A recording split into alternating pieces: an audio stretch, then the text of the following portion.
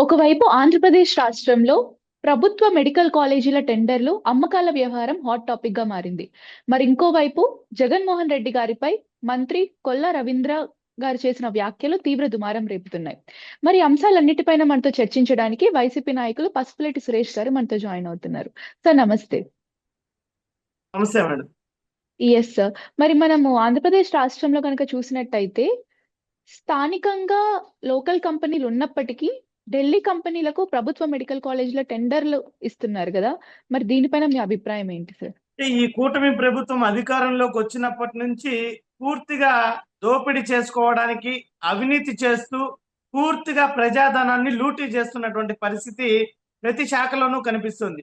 మరి జగన్మోహన్ రెడ్డి గారు ఎంతో పారదర్శకంగా ప్రజా ఉపయోగం కోసం పేద ప్రజల కోసం తీసుకొచ్చినటువంటి వ్యవస్థలన్నింటినీ కూడా ప్రైవేటీకరణ చేస్తూ ఈరోజు రాష్ట్రంలో పాలన అస్తవ్యస్తం అయిపోయినటువంటి పరిస్థితి. మరి కూటమి ప్రభుత్వం అధికారంలోకి రాకముందు ఏం చెప్పారు? మేము పారదర్శకమైనటువంటి పాలన ఇస్తాం, జనరంజకమైనటువంటి సుపరిపాలనని ఇస్తామని చెప్పారు. మరి ఈ రోజు అధికారంలోకి వచ్చినప్పటి నుంచి ఏది అవకాశం దొరికితే దాంట్లో అవినీతి చేస్తూ పూర్తిగా దోపిడీ చేసుకుంటుంది ఈ కూటమి ప్రభుత్వం. మీరు చూస్తే ఏపీ మెడికల్ కార్పొరేషన్ లో కూడా ఇప్పుడు 340 కోట్ల రూపాయలని ఢిల్లీకి చెందినటువంటి అస్మదీయ కంపెనీలకి తెర వెనుక నుంచి ఈరోజు కాంట్రాక్టర్లను టెండర్లను అప్పజెప్పి తద్వారా ప్రజాధనాన్ని ప్రభుత్వ సొమ్ముని లూటీ చేసేటువంటి పరిస్థితి ఈరోజు బయటపడినటువంటి వ్యవహారం. దీన్ని బట్టి ఈ ప్రభుత్వం ఏ రకంగా దోపిడీ చేసుకుంటుందో, అధికారాన్ని అడ్డు పెట్టుకొని పూర్తిగా ప్రజాధనాన్ని దోపిడీ చేసుకుంటుంది అనడానికి ఇది నిదర్శనంగా నిలిచినటువంటి పరిస్థితి. మరి చంద్రబాబు నాయుడు గారు, పవన్ కళ్యాణ్ గారు అధికారంలోకి వస్తే మేము ఎంతో గొప్ప పరిపాలన ఇస్తామని చెప్పి ఈరోజు ప్రతి దానిలో కూడా అవినీతికి తెరలేపారంటే ఈ ప్రభుత్వం ఉన్నది కేవలం దోచుకోవడానికి అన్నది స్పష్టంగా ఈరోజు అర్థమైనటువంటి పరిస్థితి. మరి ఇప్పుడు ఇది పేద విద్యార్థుల వైద్య విద్యపై ఎలాంటి ప్రభావం చూపుతుంది సార్? ప్రజల అవసరాలు గాని, ప్రజల బాగోగులు గాని కూటమి ప్రభుత్వానికి ఏ మాత్రం కూడా అవసరం లేదు. వాళ్ళకి కావాల్సిందల్లా అధికారాన్ని అడ్డు పెట్టుకొని ఏ రకంగా దోపిడీ చేసుకోవాలి. అందుకనే కూటమి ప్రభుత్వం విచ్చలవిడిగా ఈరోజు అప్పులకు చేస్తూ ఈ 23 నెలల కాలంలోనే దాదాపు 3,60,000 కోట్ల పైచిలకు అప్పులైపోయినటువంటి పరిస్థితి.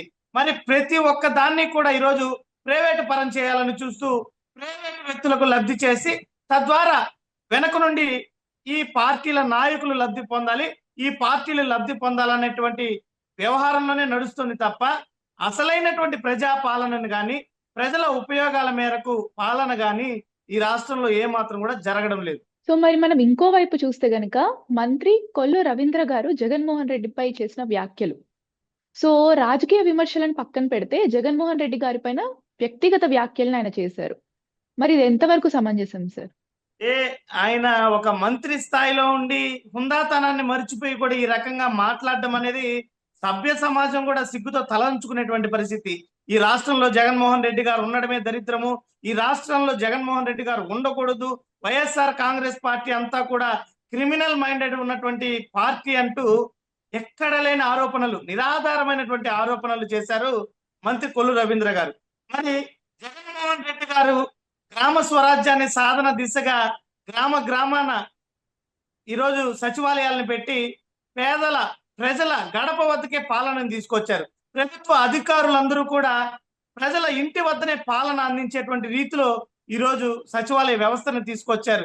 మరి పేద ప్రజలందరూ కూడా అవసరమైనటువంటి రీతిలో ఈరోజు ప్రాథమిక వైద్యం అయితేనేమి, విద్య అయితేనేమి, అదే విధంగా మీరు చూసుకున్నట్లయితే విద్యా వ్యవస్థలో సమూలమైనటువంటి మార్పులు నాడు నేడు ద్వారా పేద ప్రజల పిల్లలందరికీ కూడా నాణ్యమైనటువంటి విద్య అందాలనేటువంటి నాడు నేడు పథకాలను తీసుకురావడం కానీ, మరి ఈరోజు గతంలో స్వాతంత్ర్యానికి పూర్వం ఇప్పుడు కూడా రాష్ట్రంలో రానటువంటి విధంగా ఎన్నో పార్టీలు అధికారాన్ని చేపట్టినప్పటికీ కూడా మన రాష్ట్రంలో ఎంతో అవకాశం ఉన్నా కూడా పోర్టులను, ఫిషింగ్ హార్బర్లను అభివృద్ధి చేయాలనేటువంటి ఆలోచనే చేయలేదు.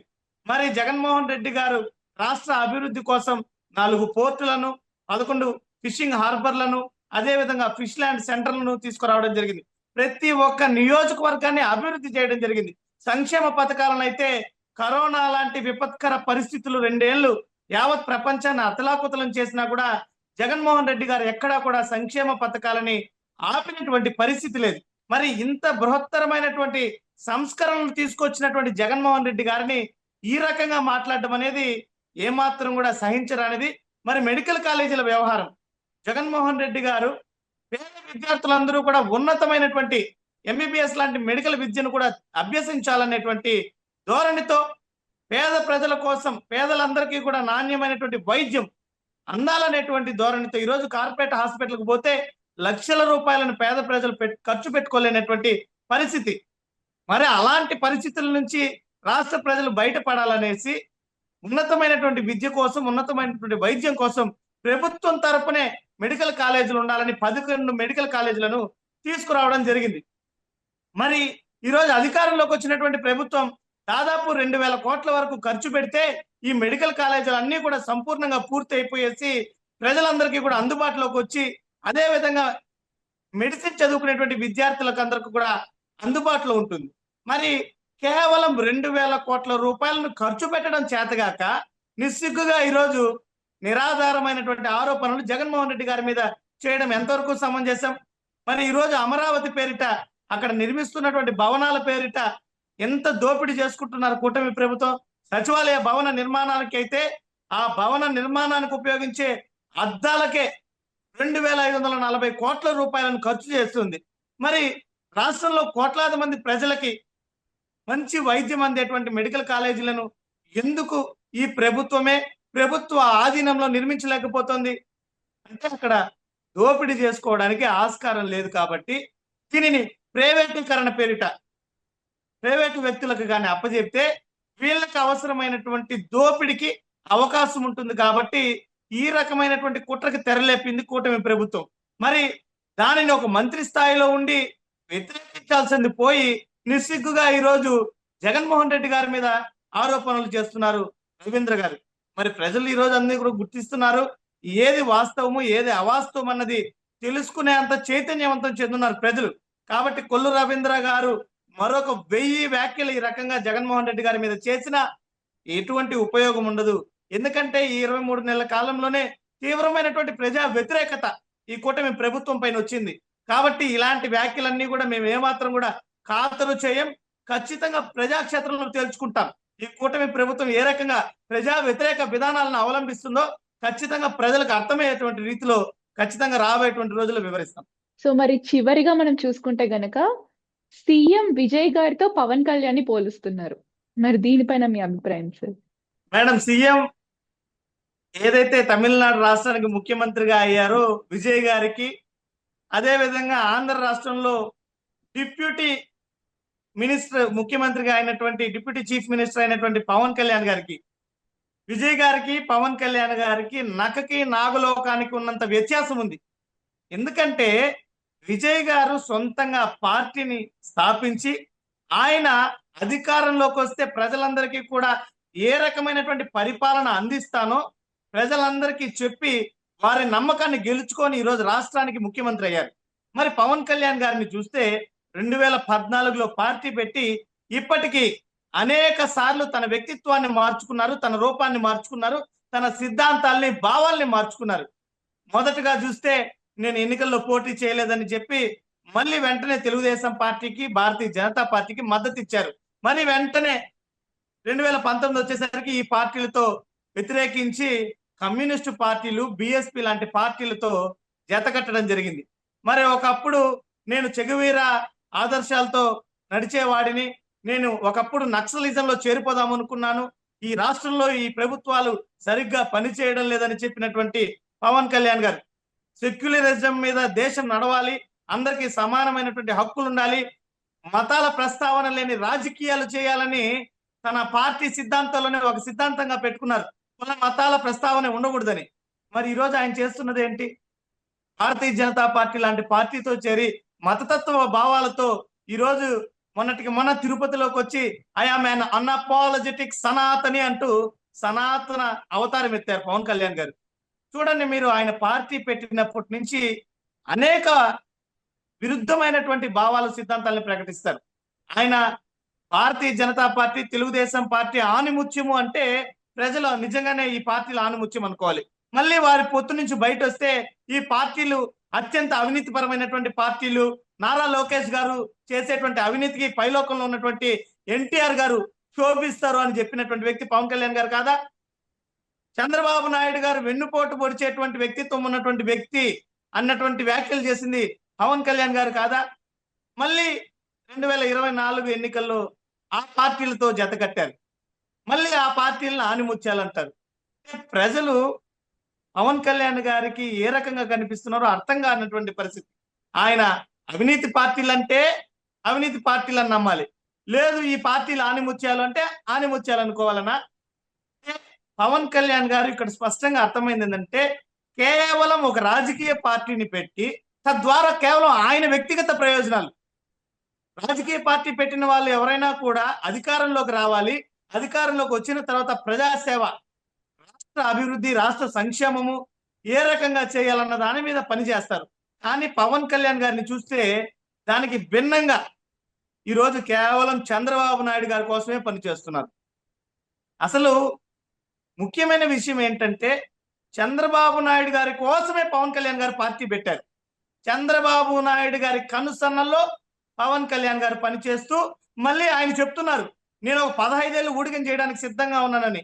అంటే ఆయన్ని నమ్మి ఓట్లేసిన వాళ్ళు కానీ, ఆయన అభిమానులు కానీ, ఈ రాష్ట్రంలో ఆయనకంటూ ఒక ప్రత్యేకంగా అభిమానం చూపే కొన్ని సామాజిక వర్గాలంతా కూడా ఈరోజు నిలువునా మోసపోయినటువంటి పరిస్థితి.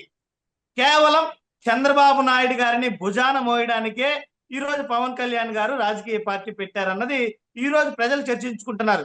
ఒకనొకప్పుడు ఆయనే చెప్పారు, చంద్రబాబు నాయుడికి మీరు కావాలంటే భజన చేసుకోండి, నేను చేయడానికి సిద్ధంగా లేను, నాకేం కుక్క బిస్కెట్లు వేస్తారా, 20 సీట్లు 30 సీట్లు మీరు ఇచ్చే కుక్క బిస్కెట్లు మేము తీసుకుంటామా, తెలుగుదేశం పార్టీని అధపాతాళానికి తొక్కతాను అని చెప్పింది పవన్ కళ్యాణ్ గారే. మళ్ళీ తీరా ఇప్పుడు 15 ఏళ్ళు ఆ పార్టీని మోస్తామంటున్నారు. ఇక్కడ స్పష్టంగా పవన్ కళ్యాణ్ గారు కేవలం తనకున్నటువంటి సినిమా స్టార్డమ్ని, తనకి ఉన్నటువంటి కొన్ని సామాజిక వర్గాల మద్దతుని గంపగుత్తగా ఈరోజు చంద్రబాబు నాయుడు గారికి అమ్ముకొని తద్వారా ఆయన పదవి పొందారన్నది నా యొక్క అభిప్రాయం. కాబట్టి విజయ్ గారికి పవన్ కళ్యాణ్ గారికి చాలా వ్యత్యాసం ఉంది. ఇంకొక 50 సంవత్సరాలైనా కూడా పవన్ కళ్యాణ్ గారు విజయ్ గారి లాగా అవలేరు. ఎందుకంటే చంద్రబాబు నాయుడు గారి గుప్పెట్లో ఉన్నారు పవన్ కళ్యాణ్ గారు. ఆయన చంద్రబాబు నాయుడు గారి గుప్పెట్లో నుంచి ఎప్పటికీ బయట రాలేడు. చంద్రబాబు నాయుడు గారు సిట్ అంటే సిట్, చంద్రబాబు నాయుడు గారు స్టాండ్ అంటే స్టాండ్. ఏ రకంగా అయితే సినిమాలో ఒక డైరెక్టర్ యాక్షన్ చెప్పగానే నటిస్తారో, రాజకీయాల్లో చంద్రబాబు నాయుడు గారు చెప్తే నటిస్తున్నటువంటి వ్యక్తి పవన్ కళ్యాణ్ గారు. కాబట్టి రాష్ట్ర ప్రజలు పవన్ కళ్యాణ్ గారి నిజ స్వరూపాన్ని తెలుసుకున్నారు. రాబోయేటువంటి రోజుల్లో సరైనటువంటి గుణపాఠాన్ని ఆంధ్ర రాష్ట్ర ప్రజలు పవన్ కళ్యాణ్ గారికి ఇస్తారు. Yes sir. సో మరి ఇప్పుడు విజయ్ గారు ఎన్నికల్లో గెలిచారు కాబట్టి ఆయనతో పోల్చుకుంటున్నారని మనం అనుకోవచ్చా? ఒకవేళ గెలవకపోయింటే అప్పుడు సీన్ వేరేలాగా ఉంటుండేమో కదా సార్?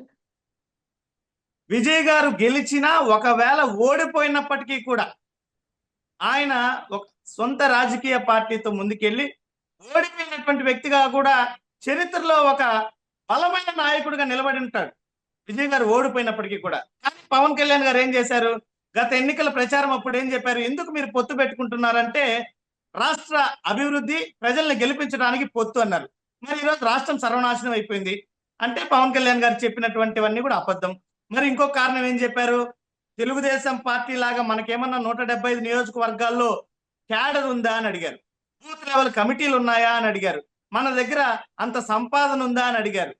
అంటే ఇప్పుడు విజయ్ గారిని చూస్తే విజయ్ గారికి ఈయన పవన్ కళ్యాణ్ గారికి 175 నియోజకవర్గాలు.